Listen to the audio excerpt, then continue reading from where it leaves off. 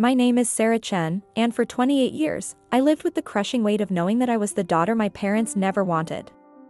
While other children grew up feeling loved and supported by their families, I grew up feeling like a constant disappointment, a burden that my parents tolerated rather than celebrated. But what they never understood, what they refused to see, was that their rejection would ultimately forge me into someone stronger than they could ever imagine. My parents, Dr. Michael Chen and Dr. Patricia Chen, were both successful physicians who had built their entire identities around academic achievement, social status, and what they considered to be respectable career paths. They were the kind of people who measured success exclusively through income, prestige, and the approval of their equally status-obsessed social circle. From the moment I was old enough to understand their expectations, it was made clear that I was expected to follow in their footsteps. Medical school, a prestigious residency, a lucrative specialty practice, this was the only path they considered acceptable for their daughter. Any deviation from this plan was seen as a personal betrayal and a source of deep shame, but I was never the daughter they wanted me to be. While they dreamed of having a child who would become a surgeon or cardiologist, I was drawn to completely different pursuits. I loved working with my hands, solving practical problems, and helping people in ways that didn't require years of medical training or expensive equipment. When I was 12 years old, I discovered my passion for emergency response and disaster relief. It started when our neighbor, Mrs. Rodriguez, had a heart attack in her front yard. While my parents were at the hospital working their shifts, I was the one who called 911, performed CPR that I had learned from a Red Cross class at school, and stayed with Mrs. Rodriguez until the paramedics arrived. That experience changed my life.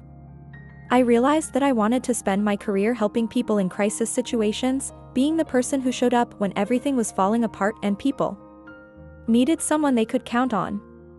But when I tried to share this revelation with my parents, their reaction was swift and brutal. "Sarah," my father said with the condescending tone he reserved for what he considered my more ridiculous ideas, "emergency response is not a career. It's a hobby. You're going to be a doctor, and that's final." "But Dad," I protested, "I want to help people too, just in a different way." "You want to help people?" My mother interrupted. "Then become a physician and actually make a difference in the world. Don't waste your intelligence on some blue-collar job that anyone can do." Their dismissal of my dreams was devastating, but it was also the beginning of a pattern that would define our relationship for the next 16 years. Every time I expressed interest in emergency services, disaster relief, or public safety, they would shut me down with lectures about wasting my potential and throwing away my future. Throughout high school, I maintained excellent grades because I knew that academic failure would only give my parents more ammunition to use against me. But I also secretly pursued my real interests, volunteering with the local fire department's youth program, taking advanced first aid courses, and learning everything I could about emergency response procedures. When it came time to apply for college, the battle lines were drawn clearly. My parents had already decided that I would major in pre-med at an Ivy League university, preferably Harvard or Yale. They had even started making calls to admissions officers they knew through their professional networks, but I had different plans. I applied to several universities with strong programs in emergency management, public safety, and disaster response. When I was accepted to the University of California's emergency management program with a full scholarship, I thought my parents might finally understand that this was a legitimate and valuable career path. I was wrong. "Absolutely not," my father said when I showed him the acceptance letter. "I'm not paying for you to waste 4 years studying something that will lead nowhere." "Dad, it's a full scholarship," I said. "You wouldn't have to pay anything." "That's not the point," my mother added. "The point is that you're throwing away every advantage we've given you. Do you have any idea how many strings we've pulled to get you interviews at top medical schools?" "I never asked you to pull strings," I replied. "I never wanted to go to medical school." The argument that followed was unlike anything we had ever experienced as a family. My parents were furious that I was rejecting their guidance and choosing to be a failure. I was equally angry that they refused to support my dreams or even try to understand what I was passionate about. "If you choose this path," my father said finally, "don't expect any support from us. financial, emotional, or otherwise. "Michael," my mother said, "maybe we're being too harsh." "No," he interrupted. "Sarah needs to understand that actions have consequences. If she wants to throw her life away, she can do it without our help." That night, I made the decision that would define the rest of my life. I accepted the scholarship to UC's emergency management program, packed my belongings, and moved out of my parents' house. I was 18 years old, and I was completely on my own. The next 4 years were the most challenging and rewarding of my life. I threw myself into my studies with a passion that surprised even my professors. Emergency management wasn't just an academic subject for me, it was my calling, and I approached every class, every simulation, and every internship with the intensity of someone who knew this was exactly what they were meant to do. I studied disaster psychology, learning how people respond to crisis situations and how to provide effective support during traumatic events. I mastered logistics and coordination, understanding how to mobilize resources quickly and efficiently when every minute counted. I learned about hazard mitigation, emergency communications, and the complex web of agencies and organizations that respond to disasters. During my junior year, I had the opportunity to participate in a real disaster response when a major earthquake struck Northern California. As part of a student volunteer team, I spent 2 weeks helping coordinate relief efforts in the affected areas. I worked 18-hour days, helping evacuate residents from damaged buildings, coordinating supply distribution, and providing support to families who had lost everything. The IT was exhausting, heartbreaking, and absolutely fulfilling. Every day, I saw the direct impact of my work: families reunited with their pets, elderly residents safely evacuated from dangerous buildings, children receiving the medical care they needed. This was what I had been born to do. When I graduated summa cum laude with a degree in emergency management, my parents didn't attend the ceremony. I had sent them an invitation, hoping that my academic success might help them understand that I had chosen a legitimate and valuable career path. But they never responded. After graduation, I was hired by the Riverside County Office of Emergency Services as a disaster response coordinator. It wasn't a glamorous job, the pay was modest, the hours were unpredictable, and the work was often physically and emotionally demanding. But I loved every aspect of it. Over the next 6 years, I built a reputation as one of the most effective emergency coordinators in the state. I responded to wildfires, floods, earthquakes, and industrial accidents. I developed new protocols for interagency coordination that were adopted by emergency services throughout California. I trained hundreds of volunteers and first responders, sharing the knowledge and skills that could save lives in crisis situations. But despite my professional success and the meaningful work I was doing, the rejection from my parents continued to hurt. They had made it clear that as long as I continued in my chosen career, I was not welcome in their lives. Phone calls went unanswered, holiday invitations were ignored, and when I tried to visit them at their medical practice, I was told they were too busy to see me. The most painful moment came when I was 25 and was promoted to Regional Emergency Services Director, making me one of the youngest people ever to hold such a position in California. I had hoped that this achievement might finally earn their respect, or at least their acknowledgement. I sent them a letter explaining my new role and the impact I was having on public safety in our region. The letter was returned unopened, with "Return to sender" written in my mother's handwriting. That was when I finally accepted that my parents had truly disowned me.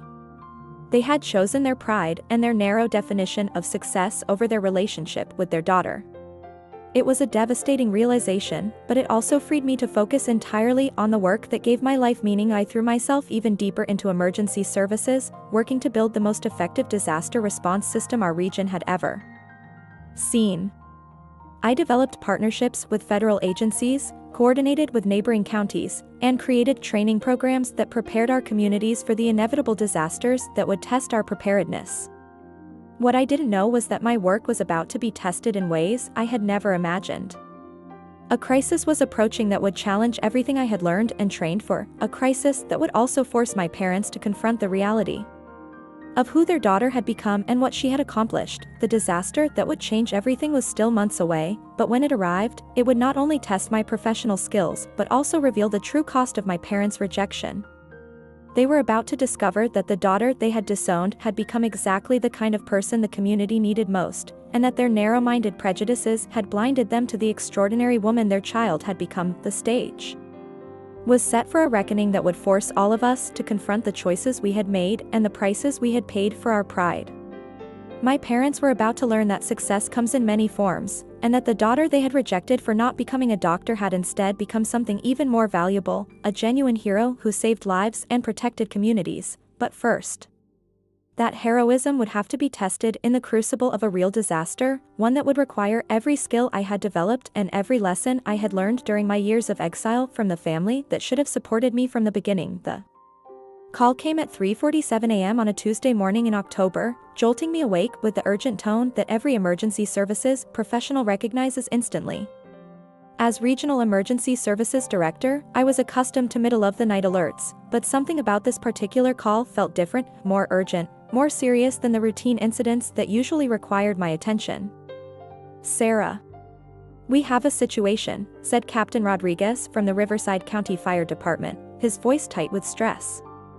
"There's been a massive chemical spill at the Petrotech facility on Industrial Boulevard.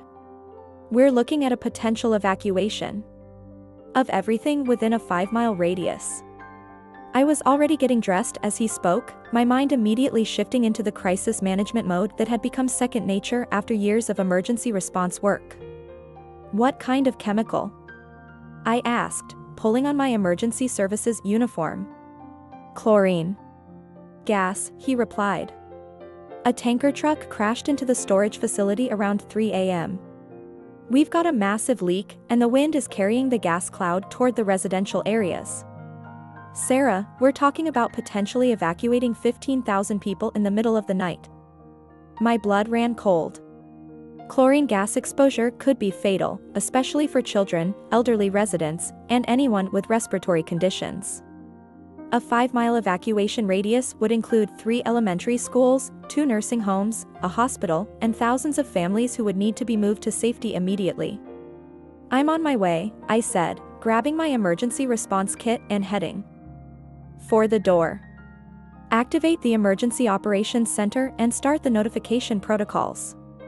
We need to move fast." The drive to the incident site took 12 minutes during which I coordinated with multiple agencies via radio, authorized the activation of emergency shelters, and began the complex process of mobilizing resources for what was shaping up to be the largest evacuation in our county's history. When I arrived at the command post, the scope of the crisis became immediately apparent. The Petrotech facility was engulfed in a yellowish-green cloud of chlorine gas that was drifting steadily toward the residential neighborhoods to the east. Fire crews were working to contain the leak, but the damage was already done. Thousands of pounds of chlorine gas had been released into the atmosphere. "Sarah, thank God you're here," said Chief Martinez from the Sheriff's Department. "We need to start evacuations immediately, but we're looking at a logistical nightmare. 15,000 people, multiple evacuation routes, and we need to do it all before that gas cloud reaches the residential areas." I surveyed the situation with the analytical eye that years of training had developed. This was exactly the kind of complex, multi-agency emergency that I had spent my career preparing for. Every simulation, every training exercise, every protocol I had developed was about to be put to the ultimate test. "Okay," I said, taking charge of the situation with the authority that came with my position, "here's what we're going to do. Chief Martinez, I need your deputies to start door-to-door evacuations in the immediate impact zone. Captain Rodriguez, your crews need to establish a perimeter and start suppression efforts.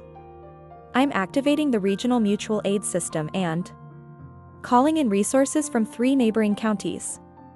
Over the next 18 hours, I coordinated the largest emergency response operation in our region's history. Working from the Emergency Operations Center, I managed the evacuation of 14,847 residents, coordinated with state and federal agencies, established emergency shelters for displaced families, and oversaw the medical treatment of 37 people who had been exposed to chlorine gas. The operation required split-second decision-making, complex logistics coordination, and the ability to manage multiple crisis situations simultaneously. When the primary evacuation route became congested, I redirected traffic through alternate routes I had mapped during previous emergency planning sessions. When the Red Cross shelters reached capacity, I activated backup facilities and coordinated transportation for displaced residents. Most critically, when we discovered that the Sunset Manor nursing home had been missed in the initial evacuation orders, I personally led a team to evacuate 63 elderly residents, many of whom required specialized medical equipment and careful handling. We completed the evacuation just 20 minutes before the gas cloud reached the facility. The media coverage of the emergency was extensive, with reporters praising the efficiency and effectiveness of the response. Disaster Response Coordinator saves thousands, read the headline in the Los Angeles Times. The article described how my leadership had prevented what could have been a catastrophic loss of life, but the most significant recognition came 3 weeks later, when I received a call from the mayor's office. "Ms. Chan," said Mayor Davidson's assistant, "the mayor would like to speak with you about a special recognition ceremony." The ceremony was scheduled for the following Friday at City Hall, and I was told that it would be a significant event with media coverage and community leaders in attendance. What I wasn't told was that my parents had seen the news coverage of the chemical spill response and had finally begun to understand what their daughter had accomplished. Dr. Michael Chan and Dr. Patricia Chen had spent 6 years dismissing their daughter's career choice as a waste of her potential. But when they saw news reports describing how I had saved thousands of lives through my expertise and leadership, they began to realize the magnitude of their mistake. The recognition ceremony was held in the main auditorium of City Hall, with an audience of nearly 300 people, including city officials, emergency services personnel, and community members whose lives had been affected by the chemical spill evacuation. "Ladies and gentlemen," Mayor Davidson announced from the podium, "today we honor someone whose dedication, expertise, and leadership prevented what could have been one of the worst disasters in our city's history." As he spoke about the details of the emergency response, describing the complex coordination required to evacuate nearly 15,000 people safely, I felt a sense of pride and validation that I had never experienced before. This was recognition not just for one emergency response, but for years of dedicated service to my community. Sarah Chen's actions during the Petrotech chemical spill represent the very best of public service, the mayor continued. Her quick thinking, professional expertise, and unwavering commitment to protecting our residents saved countless lives and prevented a tragedy of unimaginable proportions. But the most shocking moment of the ceremony came when I looked out into the audience and saw 2 familiar faces in the back row. My parents, Dr. Michael Chan and Dr. Patricia Chen, were sitting quietly, watching as their daughter received the highest honor the city could bestow. Therefore, Mayor Davidson announced, "It is my honor to present Sarah Chen with the Medal of Civic Excellence, our city's highest recognition for extraordinary service to the community." As I walked to the podium to accept the medal, I could see my parents' faces clearly for the first time in years. My father's expression showed a mixture of pride and shame that I had never seen before. My mother was crying, not the tears of disappointment that had characterized so many of our interactions, but tears of genuine pride and regret. The medal ceremony concluded with a standing ovation from the entire audience, but my attention was focused entirely on my parents. After 6 years of silence, after being disowned for choosing a career they didn't respect, they had come to witness their daughter being honored as a local hero. After the ceremony, as the crowd began to disperse, my parents approached me hesitantly. The confidence and authority they had always projected seemed to have evaporated, replaced by uncertainty and what appeared to be genuine remorse. "Sarah," my father said, his voice barely above a whisper, we had no idea." "No idea about what?" I asked, though I knew exactly what he meant. "About what you've accomplished," my mother said, tears still streaming down her face. "About how important your work is. About how wrong we were. For 6 years, I had imagined this moment, the moment when my parents would finally acknowledge that I had chosen the right path, that my career was valuable and meaningful. But now that it was actually happening, I felt more sadness than satisfaction. I tried to tell you," I said. "For years, I tried to explain what I was doing and why it mattered. But you never wanted to listen." "You're right," my father said. We were so focused on our own definition of success that we couldn't see what you were actually achieving. We were wrong, Sarah. Completely, inexcusably wrong. The conversation that followed was unlike any we had ever had as a family. For the first time in my adult life, my parents really listened, as I explained my work, my passion for emergency services, and the impact I had been making in our community for years. When we saw the news coverage of the chemical spill, my mother said, and we realized that our daughter was the person everyone was calling a hero, we finally understood what we had thrown away. We threw away our relationship with an extraordinary daughter because we were too proud and narrow-minded to see her worth, my father added. We don't expect you to forgive us, but we needed you to know that we recognize our mistake. The reconciliation that followed wasn't immediate or easy. 6 years of hurt and rejection couldn't be erased with a single conversation, no matter how heartfelt. But it was a beginning, the first step toward rebuilding a relationship that had been destroyed by pride, prejudice, and the inability to see beyond conventional definitions of success. Over the following months, my parents made genuine efforts to understand and support my career. They attended community events where I spoke about emergency preparedness. They volunteered at disaster relief fundraisers. Most importantly, they began to see their daughter not as a disappointment who had rejected their plans, but as an accomplished professional who had found her calling in service to others. The Medal of Civic Excellence now sits on my desk at the Emergency Operations Center, a reminder not just of one successful disaster response, but of the journey that led me to become the person I was meant to be.